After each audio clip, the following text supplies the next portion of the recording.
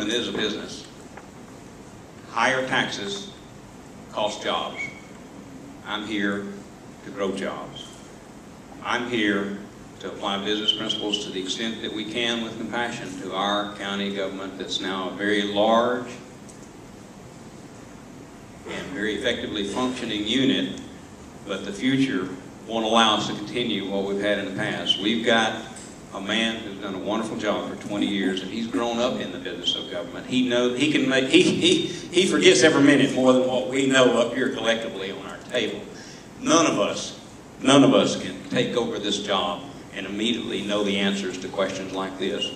I promise you, though, that I'll apply all 40 years of my very large organization management and executive experience to get to the bottom of where there's waste, where there's redundancies, where there's services that are not needed during these critical times, and where there's services that might need to be increased. All of the above into question. We are in limited times of limited revenues. Revenues will go down. You all need to understand the tax digest is in serious need of evaluation. There's a lot of inequities that must be looked at. We're going to get into a lot of sacred cows, but we've got to start over with regarding our funding basis, and it starts on the ground floor up. Everything must be looked at. That doesn't mean the decision will come out like that, but zero-based busing. Candidate Reardon, you are out of time.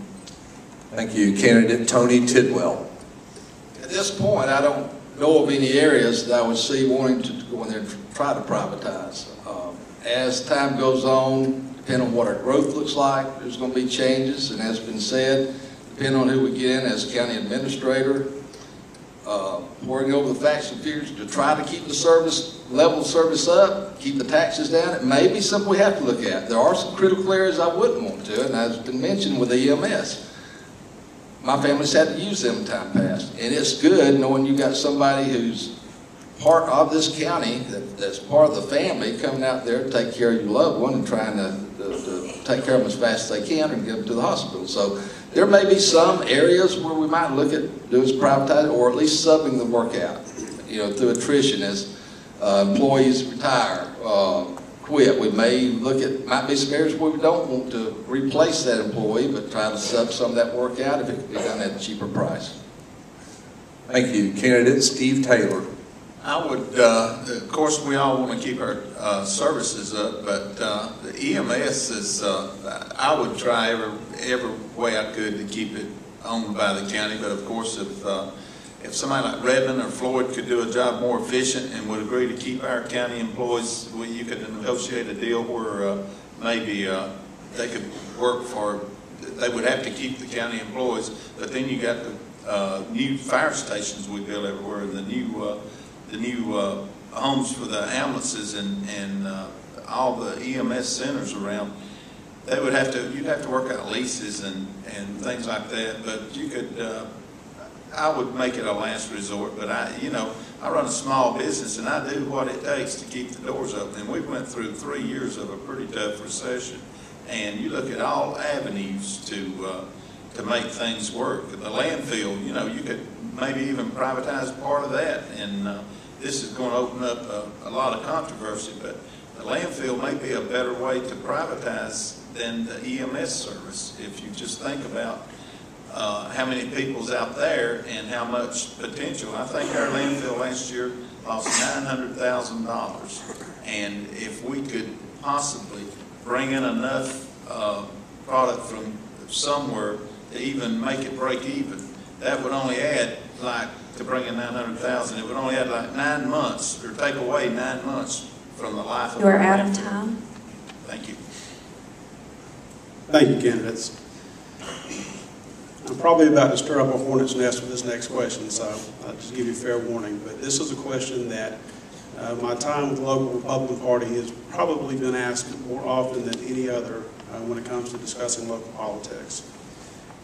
Would you support the Bartow County State Legislative Delegation passing local legislation to allow for the people of Bartow County to approve the creation of a Board of Commissioners? And this one goes first to candidate Tracy Lewis. If that is what the people want, that is what we'll put on the ballot. That is the way I feel about that. I served on the advisory committee back in 2005 or 2006 when the legislation wanted to put it on the ballot, and there were 30 of us that had to come up with the specifics of this, and it failed. I happened to be chairman of the subcommittee that determined the number that we came up with and the districts that we came up with. So I was very involved in that process. It failed, but if it's something that the legislation and the people want to put on the ballot again, then obviously I would be open to it. Thank you. Candidate Mike Bearden. I'm running for sole commissioner. We've got serious times that a committee presently doesn't need to be addressing. But you've got to have the right person addressing that. You've got to have a person with energy, with vision, and experience. The reason I'm running is substantially because we're in this transition to the future. We have serious matters that must be addressed, no matter which direction it goes. But if the state delegation and the county wants a multi-mission board, and I'm commissioner, which I intend to be, Steve, I will not be in the way. My county is why I'm doing this. This is not about me. This is about our county, my county. And I will not be in the way. But right now, we need a sole commissioner with experience, with integrity, with vision, and an understanding of this county. Mike Bearden, experience to move Bartow forward. Thank you. Candidate Tony Tidwell.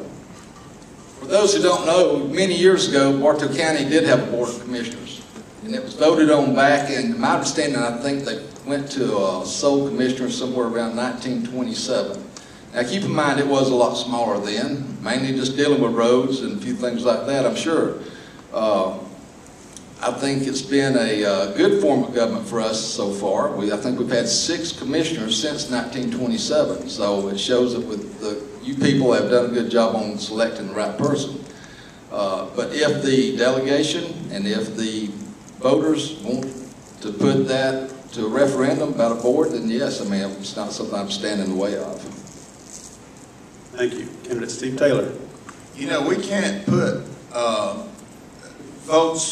things on the referendum every 2 years. 2 years ago, the county voted for the sole commissioner, and I think it was about 60-40 voting for one commissioner. So every 2 years, we can't bring this up. I think it has to be 10 years, if I'm not mistaken, before this can come up again. 7, according to Tommy.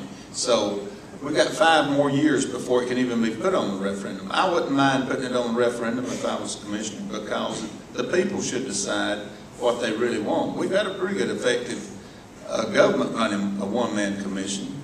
It's worked real well in the past. We are the largest county, I think Mike Bearden just said, the largest county in the United States with a sole commissioner. There's only 9 left in Georgia with sole commissioners, and we're the largest by far.